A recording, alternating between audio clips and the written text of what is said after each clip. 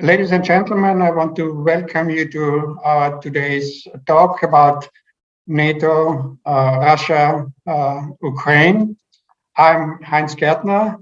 I'm the chair of the advisory board of the International Institute for Peace. And on behalf of the International Institute, we have a series of talks. And in the framework of these talks, we have today a very distinguished guest to talk about this topic. So no one could be more qualified than Robert Hunter. Robert Hunter, he was US ambassador to NATO between 1993 and 98.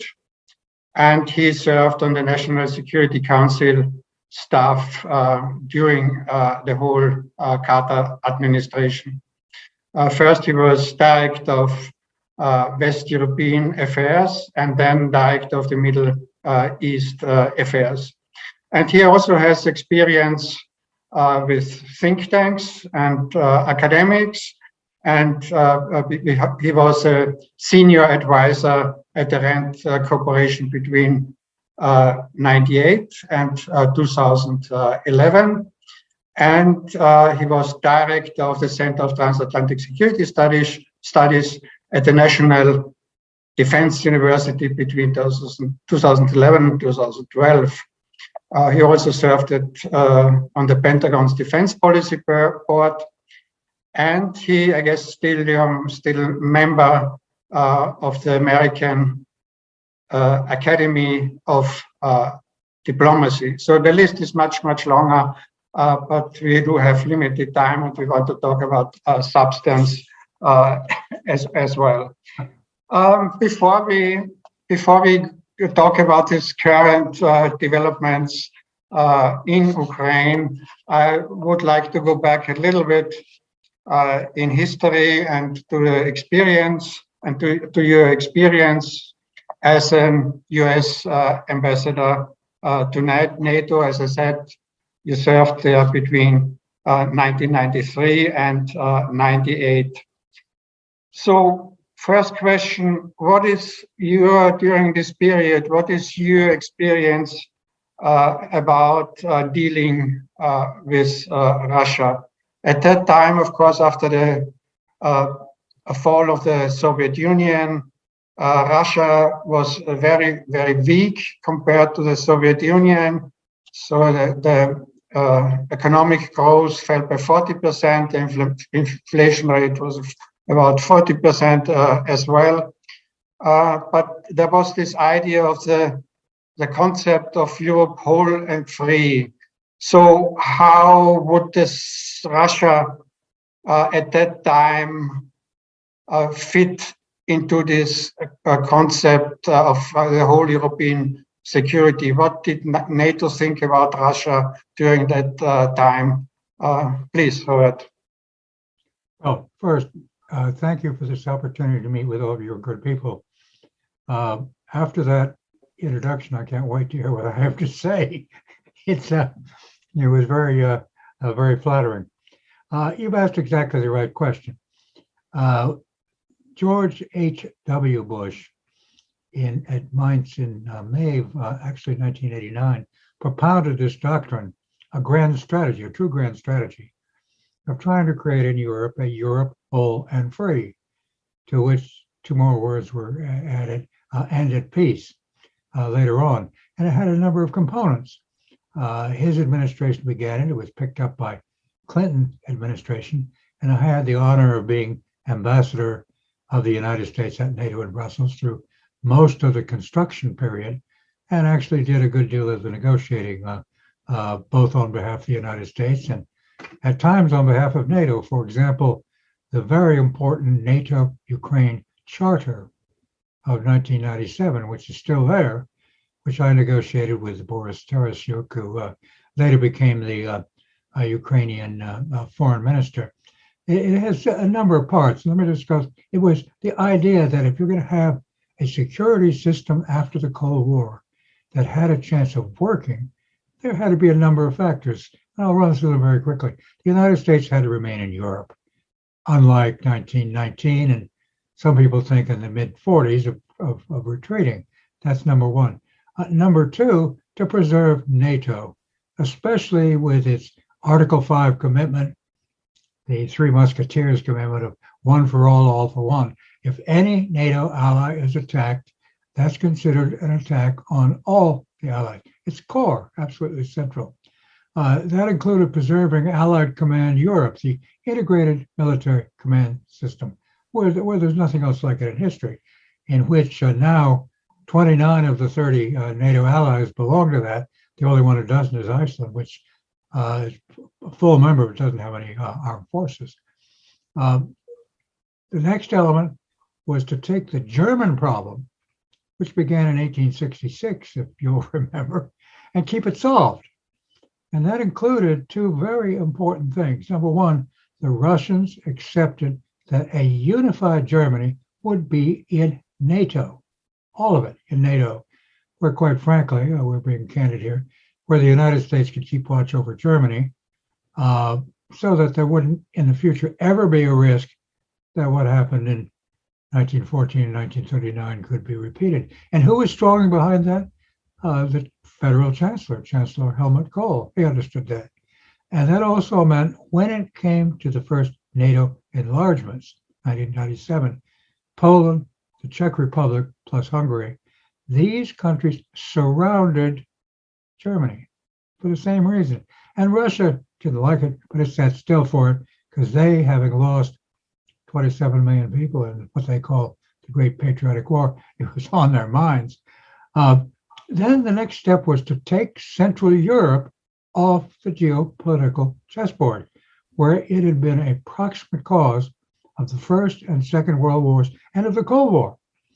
And the first thing, which something I helped to invent, the Partnership for Peace, which was NATO countries working with the militaries of all the members of the Organization of Security and Cooperation in Europe, which in Vienna you'll know a lot about. In fact, everybody joined it, including Russia. Russia even joined Partnership for Peace. Then, as I already mentioned, there were a few countries might be brought into NATO, not just to reassure people about Germany, but to give them a sense of confidence that there wouldn't be a repetition of what happened before, of people feeling insecure, so they could get on with the business of democratization and development. But it was going to be limited, very limited, because there was some question about what was said to the Russians about NATO enlargement later on. But as I said, they sat still for that. They have also sat still for the incorporation of the three Baltic states in NATO. You'll notice in the current crisis, Mr. Putin and his people have never said he wants them to leave NATO. He's never said that. He wants to see military aspects going back to where they were in 1997, but he never said that. Then what to do about Russia? You couldn't push it away. Germany in 1919 was required to accept full responsibility for the First World War in order the French could get their reparations. They needed a legal basis. And Adolf Hitler went to town on that years and years to say, we got punished for a war that maybe we had something to do with, but we didn't cause it all by ourselves. So, and this was to try to prevent that error. We knew that at some point, Russia, you've already talked about what happened to it at the end of the Cold War, would pick itself up out of the ground. And we wanted to make sure that it would not be founded on resentments of having been mistreated. So in 1997, there was negotiated the NATO-Russia Founding Act. I recommend, look it up on the internet, it's there.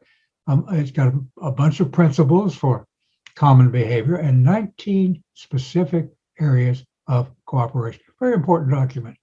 Well, then that was going to be at the NATO Madrid summit in the summer of 1997. What about Ukraine? It was understood then, and frankly, it has been understood ever since by anybody who knows anything about European security and is prepared to be honest about it, or anything about NATO, is that Ukraine can never be part of NATO. It can never be part of Russia. Neither side can have Ukraine, look at its geography, as a sphere of influence. Now, you can say, all right, that meant it was going to be a buffer state. We never used the term, but that's the international security reality. So we negotiated this NATO-Ukraine charter, same time as the NATO-Russia founding act, which says that there could be consultations at any point with NATO. NATO would be there when Ukraine needed it, not with security guarantees, you got as NATO member, but just about everything else. This was to give a sense of confidence to Ukraine. And that was all very good. It all got accepted. Well, then those of us in the two administrations who knew what was happening left the government. And some people in the US government, as Russia was beginning to put itself back together, decided, oh, the USSR lost the Cold War, so we don't have to pay attention to Russia anymore. And a number of things were done which destroyed the very real cooperation between NATO and Russia. For example, in the so-called implementation force after the War of Bosnia was over, Russian troops came and were active side by side with American forces and NATO forces. Not under NATO command, they couldn't do that, but under American command. It just happened to be the commander was the same person. They wanted to do that. All right, then in 1998, there was the Kosovo War. Then in the beginning of the next decade, the United States abrogated the Anti-Ballistic Missile Treaty of 1972, just abrogated it. Later on, left the Intermediate Range Nuclear Forces Treaty, which you'll all remember in Central Europe. Of course, later on, the Russians left the Conventional Forces in Europe Treaty, CFE, which was negotiated incidentally in Vienna over a period of many years. They left that. And then people in the US administration, well, why don't we just take in a bunch more allies? Well, that went over what everybody had to understand was a no-no, a red line. Remember now what I've just been saying.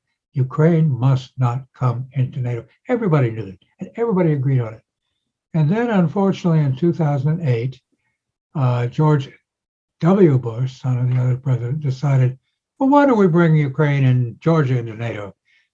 Through a thing that's called, this gets very complicated, but it's very direct, a membership action plan. So they went to the Bucharest summit, and the NATO allies were horrified at the idea of putting NATO right up against the Russian frontier. But they couldn't let the US president go home empty-handed, so they came up with this formulation. Oh, Georgia and Ukraine, oh, they will join NATO. Well, what that meant was maybe sometime in the distant future. In effect, it meant never. Why did it mean never? Because there's one criterion to become a NATO ally, that all the other allies are prepared to defend you if you are attacked. Full stop. That's it. Means the United States, means the others. It was obvious people weren't going to honor this with Ukraine, and they won't today. Ukraine could not get a consensus to join NATO. Not now, not ever. Same with Georgia. In fact, the Georgian president tested the proposition, went into South Ossetia. The Russians knocked them down, and in 2008, not a single NATO ally came to Georgia's defense. Showed it was a meaningless statement. But instead of backing away from it, they continue to say it year after year after year. We get to 2014 now. No, just let me first stop at this point. That gives you the background. Before we go to 2014, let me just ask. So you're describing that 1998 was somehow a turning point between Russia and NATO.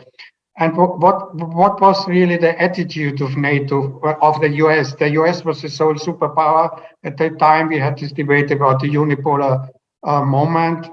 Why did it change? Was it the attitude, the feeling that we can do it? That's why we do it. We can expand NATO. That's what we are doing. Russia is weak anyway. So there was some respect, as you told me just now, before '98, but it changed. So what was it the US? What is the behavior of the US? Something happened here. So what was it? It's maybe a little bit more psychological question as well, but you were there, so you know what happened. Well, fortunately, I just left just before the rot set in, so I can take blame for a lot of things, but not that. It was in the U.S. administration. The people who understood the geopolitics, beginning under George H.W. Bush and under Clinton, had left the government, and the people who were there didn't really understand what was going on. I said, "Oh, look, Russia can't do anything about it. Let's bring all these countries in.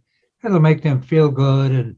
And a lot of them said, if we become members of NATO, all of this foreign investment will come in. People will feel confident. And because the United States, to use that wonderful term of art, was the 800-pound gorilla at NATO, the others went along with it, even though there was even then some worry, certainly beyond the Baltics, taking in Bulgaria and Romania, then all of these other countries that came in. And it just kind of happened because the Americans pushed for it. But it was stupid at the time. And a lot of people, smart people, said, hey, hold on. At some point, the Russians are going to get back to the point and they are going to take, should I say, revenge? Or they're going to push back, which is what happened. That's how we got to that statement at Bucharest in 2008. I saw that immediately. Within an hour, I was across the street. I said, don't they understand what they just did? They just committed the alliance to Ukraine's membership of NATO, but with nothing behind it.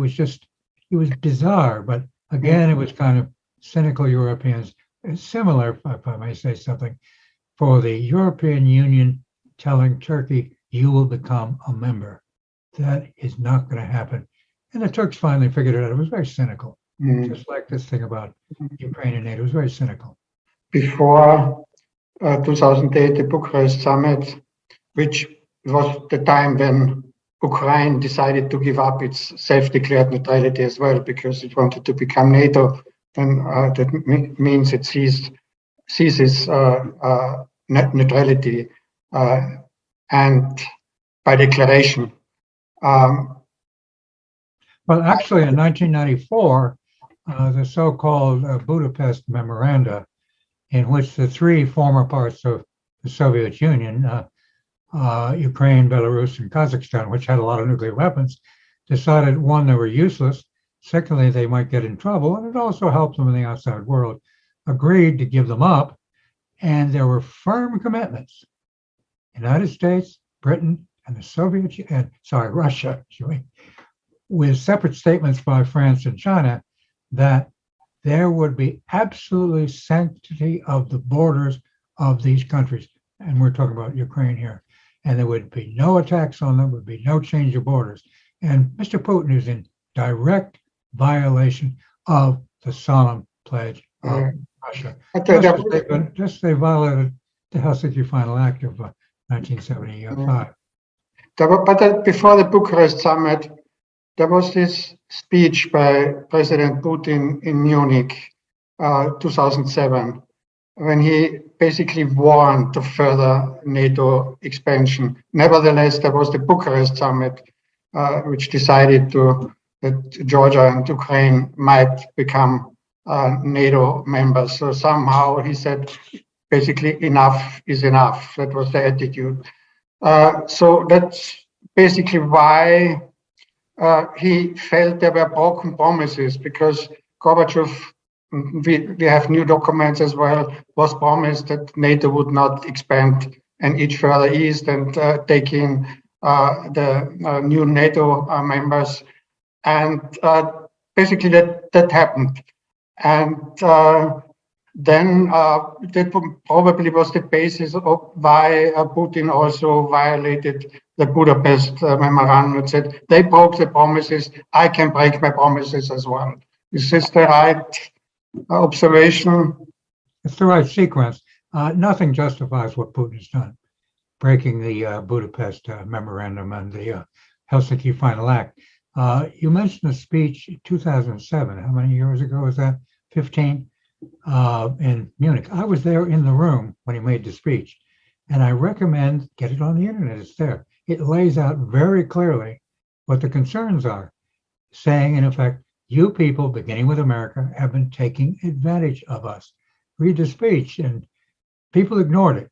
They said, oh, that's just this guy mouthing off. Who is he? It's just Russia. They're nobody. The old line of the people who really didn't care much about them said, oh, they're just Guatemala with nuclear weapons. Who cares? Well, so when the Bucharest Declaration came out, Putin was saying, didn't they hear what I said in Munich? It's there. It's on the internet. Have a look at it. It's quite a speech. And some of us in the room said, hey, we got to pay attention to that. But the rest didn't bother. Okay. So you get to 2000. Pardon? Then we are coming now. That's the basis for 2014, I guess. So that's leads up to 2014, where you wanted to speak about before. Well, no, it's what happened in 2014.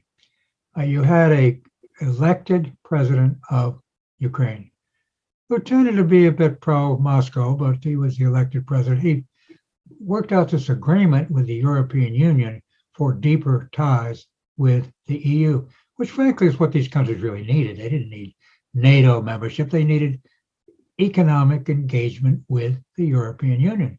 Now, that's what they really needed. That's why Partnership for Peace was so important. It helped them transform their countries. So he got cold feet, this president of Ukraine. He abrogated this agreement with Ukraine and went into hiding and eventually went to Russia. And that led to the protests, to what happened at the Maidan, which 100 people were killed, and we all know about that. And so, let me get rid of this machine. Shut up. And what happened at that point, as an assistant secretary of state, got on the telephone with the American ambassador in Kyiv on an open line. And some people say, oh, they were just trying to say, who would we kind of like to have in power in Kyiv, in Ukraine? Other people say it was a coup d'etat. Well, anyway, 17 days later, Putin seized Crimea and went with his little green men into the Donbass, which you probably know is primarily Russian-speaking and very heavily Russian ethnicity in that part of Ukraine. Ukraine having been a country that was kind of cobbled together, as Mr. Putin yesterday reminded people. I mean, went way too far, but he wasn't 100% wrong. Well, whether Putin just used that conversation, which is on the internet, it got leaked, put on the internet, it's there. You can hear the Assistant Secretary of State, who's now the Undersecretary of State, saying this to the U.S. ambassador in Ukraine. And it was just stunning that in effect was trying to drag Ukraine into the U.S. sphere of influence. And at that point, Putin said, well, I'm going to drag it into the Russian sphere of influence. Now, maybe he was planning on doing it anyway. I have no idea. But he certainly has used it as an excuse. And he did again on Monday this week in his big lecture in Moscow, which is denying people should read it or listen to it instead of just dismissing the whole thing. You got to figure out in international relations what the interests are of different countries and how do we prevent conflict, if that's what you want to do. How do you make the system work? And you can't just go and say, well, Putin's a bully, which he is. He's a thug. He poisons people. He imprisons people like Mr. Navalny. He closes down democracy. He throws out the media. That's the way he is. But you still got to work with him, just like we have to work with the Chinese who we're competing with. So, okay, you get to that point in 2014. NATO then responded with major sanctions, plus moving forces into various NATO countries who were members of NATO. And then this year, Putin obviously said, I'm still a weak country economically, but by gosh, I got my military backed up.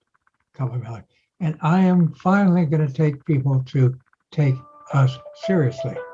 Okay. So Putin then says this year, I am back militarily. I'm going to get them to take me seriously. Now, it may be that he wants to swallow all of Ukraine.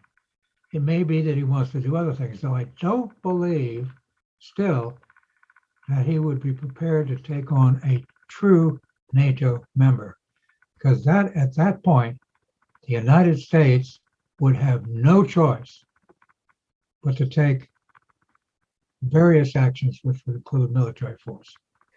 But Putin draws this red line of further NATO expansion with his 2 letters in December last year. So no further NATO expansion, and also he added a withdrawal of NATO infrastructure from states of 1997. This was in reference to the open door policy of NATO. So he would not accept this.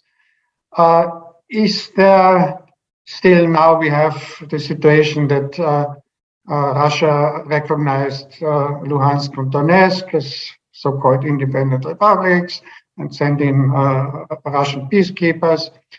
So-called peacekeepers. Yeah. Is there, like in Georgia, so we have a similar situation here, still, is there a trade-off? Is there still a trade-off that there will be a non-commitment of Ukraine not to join NATO on the one hand, in order that Ukraine might get its territorial integrity, sovereignty back, and stop the territorial aspirations of Russia. So the NATO expansion is still the issue here. So, and is there still less today than it maybe have been 2 days ago? Is there still the possibility for a trade-off? Well, first we have to understand that Ukraine is never going back. Sorry, Crimea will never go back to Ukraine because Crimea will never go back to Ukraine. In fact, it shouldn't be in Ukraine. It was part of the Russian FFSR, whatever it's called, in the Soviet Union. Khrushchev in 1954, because he was Ukrainian, made it a present from the Russian part of the Soviet Union to the Ukrainian part of the Soviet Union. And then suddenly, when the USSR collapsed, Crimea found itself in Ukraine. So, and if people had been smart back then and there were too many other things happened, they would have just given it back to Russia. So that's never going to go back. With regard to on NATO enlargement, as I've indicated, there is one criterion for joining NATO, which is everybody, and that means especially the United States, will see an attack on one country as an attack on all. And to reach that decision requires consensus. Everybody has to agree to do that. Unit veto. If, let's say, Luxembourg decides that somebody is not going to be allowed to join NATO, they don't join NATO. And as of right now, there is not a single former member of the Soviet Union who would ever be considered to be a member of NATO. Don't exist. The only countries that might be considered in reality or might have a value in NATO would be Sweden and Finland. And so far, they've been too smart to do it. Austria couldn't join because you probably know this. The Austrian State Treaty of 1955 would prohibit it, but who cares? So here we have a situation in which two things. One, NATO said these two countries will join. NATO said these two countries will join NATO, but we're not going to do anything about it. Number one. But number two, we demand the door be open, even though nobody's serious is ever going to walk through it. It's not going to happen. And this is what's been bizarre about this. I think President Biden has done some things very, very well in this, but that just mystifies me of why the United States and the allies won't say, come on, of course we're not going to take Ukraine in. That's just, anybody should know that. Not because we love the Russians, or maybe we don't even love the Ukrainians, but we can't get the votes. You have to have 100% of the votes. Never going to happen. So this is the big fault line. And I think right today, despite all the domestic political problems Mr. Biden would have, he'd have big ones. People waiting to jump on him.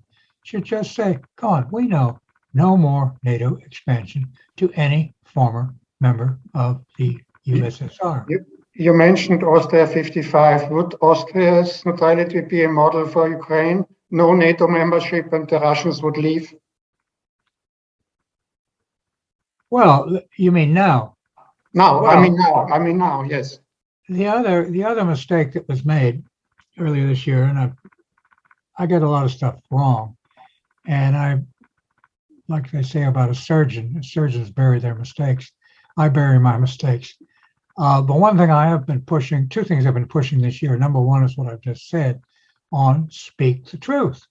Nobody is going from the former USSR will ever join NATO because there never will be any votes. You'll never get consensus. It's not majority, it's 100%. Any tiny little country can veto anybody coming in. That's the fact. Because in order to have an alliance that works, you have to have solidarity, sharing the risk. Okay. The other thing that needed to be done, was to say, all right, you've got these two areas, the Donbass, the Russians and their people have broken the Budapest Memorandum and the Helsinki Final Act, but we really need to get the government in Kyiv to say, okay, we need some kind of form of autonomy for these areas. Lots of countries do it, some more happily than others. The Belgians have it. Sometimes it's happy, sometimes it's not. The Canadians do it. The Swiss, of course, make it work. They've got 4 different parts in Switzerland. So, and by not telling Mr. Zelensky, you're going to have to do this, then Mr. Putin said, okay, you didn't do it, I'll take care of it. So it's too late to do that after yesterday. Yeah, but autonomy is only possible if the NATO question is being resolved. So if Ukraine declares, no, we are not going to become a NATO member, then they can negotiate this Minsk agreement and the autonomy. As long as NATO membership is on the table, Russia will not leave. Well, I'll let the lawyers sort that out. That is a direct demonstration of Russian aggression, no question about it. Breaking the Budapest Memorandum of 1994, clear violation. Can't argue that. All the Kremlin lawyers can argue it all the time and nobody will believe them. But you put your finger on it, it really is the question of stating the obvious, that Ukraine is never going to become a member of NATO. Never. And that would put it in the Western sphere of influence, and Russia won't accept that. We are now all upset, and I think we're right to be upset, that Russia has taken a tiny part of Ukraine and put it firmly in its sphere of influence. But if we were to take the whole country and put it in our sphere of influence, Russia wouldn't accept that. We couldn't accept when Cuba became part of the Soviet sphere of influence. In fact, we still are daggers drawn with Cuba a quarter century after we should have given that up. That's the way countries behave.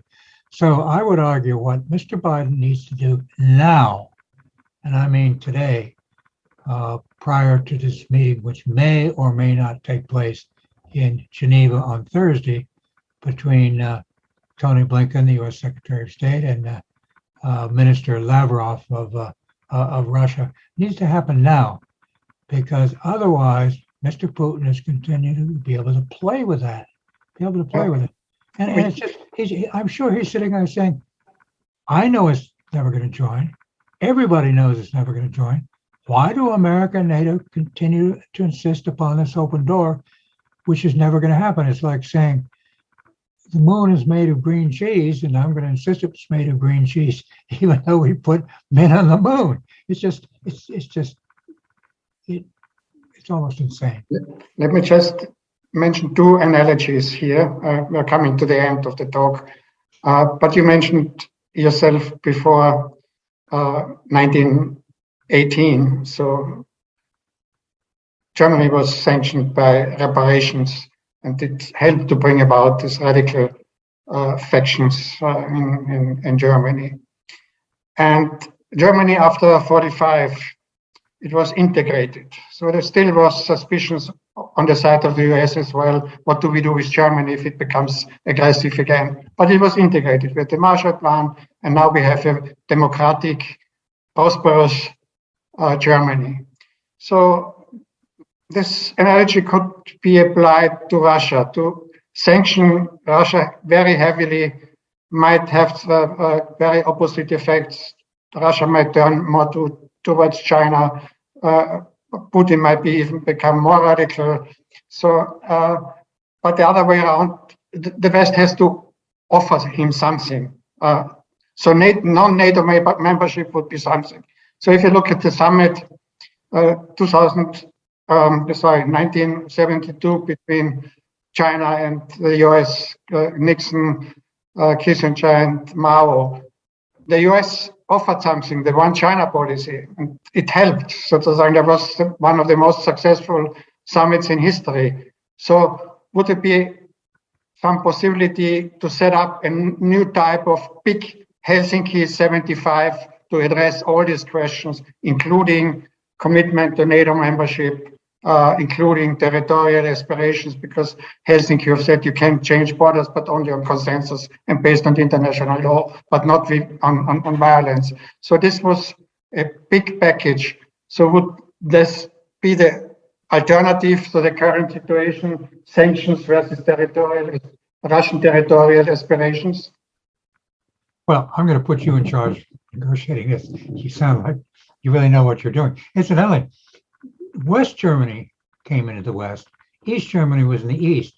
And one thing the United States and the Soviet Union agreed upon during the Cold War was to keep Germany divided. We pretended we didn't. We agreed on that. Francois Mauriac, the great Frenchman, said, the Franco-German relations. He said, I love Germany. I love it so much, I want two of them. Okay, that was the big transformation in Germany at the end of the Cold War, whereas I've already mentioned, Russia accepted Germany, all of Germany, in NATO. So the United States could watch over it. And Helmut Kohl was the great backer of that. Now, the Russia-China relationship.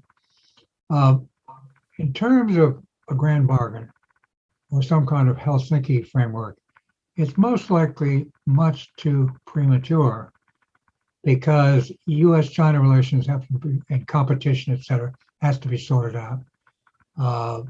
Relations with Russia have to be sorted out. The role of the European Union with all of its elements, including those that Mr. Macron is supporting, have to be sorted out. But more than this, big question, what kind of strategic alternative for Russia, for Mr. Putin, does China offer? I would suspect that that would be a fool's bargain because you have this weak Russian economy, really weak. It's still basically a rentier economy. They make rockets which go to the space station. They have oil and gas and those little dolls that fit inside one another. You go to China. China's an economic superpower. And frankly, if I were Putin and I got into bed with Mr. Xi, he would eat me for lunch. The Chinese would dominate that. And the Russians, I think if they had to choose, if they really had to choose, to have a decent relationship with the West, if that's possible, rather than play a China card. Incidentally, you mentioned sanctions. That is a default position the United States very often goes to. And you think, when have they ever worked, really worked? Maybe they helped with the dismantling of apartheid in South Africa. Maybe they helped Iran to go to the bargaining table on the joint comprehensive plan of action, which the Biden administration should simply rejoin. But they do not work against major powers. A major power that has a strategic interest in accomplishing something is going to ignore the sanctions. And Mr. Putin, including in his speech yesterday, has prepared the people of Russia. And the line is used with Russian public opinion, it does have public opinion, is look at how they are disrespecting us, how they're looking down on us, how they're mistreating us, how they're treating us like second rate. He's rallying the troops in his public opinion.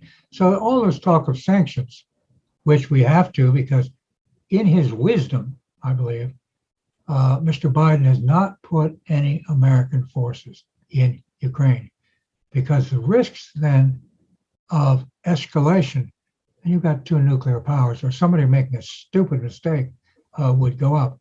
But all the talk about sanctions, that's not going to make any difference to Russia. In the long term, yes, in my judgment, Russia has no choice but to be part of the outside world. But for the near term, they'll weather the sanctions. Even a country like Iran, which has got an extremely weak economy, has been weathering sanctions. So all this talk about sanctions, that's just stuff and nonsense to make people feel good that something's being done. But if we really want to do something, we'll have serious strategic negotiations with Russia, which needs to include a unilateral declaration, no more NATO expansion into former USSR states, because it can't be done anyway. Just can't. To state otherwise is just, I just can't understand anybody could believe that 30 countries, I mean, the French and Germans have already said, we will not accept Ukraine in NATO, full stop. And they're right. Okay, now there are a lot of things that can be done. We know about confidence building measures. We know about the CFE treaty negotiated in Vienna. We know about the Helsinki Final Act. There's the Open Skies Agreement. There's the Incidents at Sea Agreement, which could be reworked. There's the Intermediate Range Nuclear Forces Treaty, which could be brought back into force. We could get rid of these anti-ballistic missile systems in Central Europe. The United States could go back into the anti-ballistic missile treaty. And those are not things that are really needed. You don't need the ABM treaty. Who needs it? Because we don't have a nuclear competition. But it's an element in which Russia can say, we are playing in the big leagues. We're taken seriously by the only country that matters, which is the United States. Now, Mr. Biden's been very good about that. He's met with Putin. He never said a bad word about Putin. He said, well, a few words, but he's taken him seriously. He's shown respect. And that's item number one, among other things, to say to the Russian people, really say in deeds and not just words, look, we take you seriously. But there's going to be a big competition, no question about it. Great power competition. But we got to get past the particular thing. But it has to begin with people understanding on both sides the requirements of the other side. And then there are all these mechanisms. We could put them all in Vienna and talk about them there, because you're very good at it, doing that kind of thing. You have all the apparatus and the experience. But we got to get the diplomacy where it has a chance to work. Otherwise, I think Mr. Putin is going to continue to nibble away at Ukraine and say, okay, if that's the way we're going to be treated, well, why should I bother? And then everybody is going to lose. Everybody. So a big diplomatic initiative is necessary. So there is mutual recognition on the security concerns of each side, which have to be addressed. We do have mechanisms here, as you mentioned. Can I interrupt? You also have the Organization of Security and Cooperation in Europe in Vienna, which all the countries belong. The OSCE should be used for that as well. Sure. Thank you so much, Robert. We could talk for hours. That it was a very illuminating, enlightening conversation. Thank you so much for your information. No one else could give us so much input as you can. And I want to thank our listeners on behalf of the International Institute for Peace. But Robert, please come back in some time to come. Good Well, night. Professor, let me thank you, not just for the chance to be on this program, but for your personal leadership and the leadership of your institute, which gets things right. Thank you. Thank you so much for the compliment.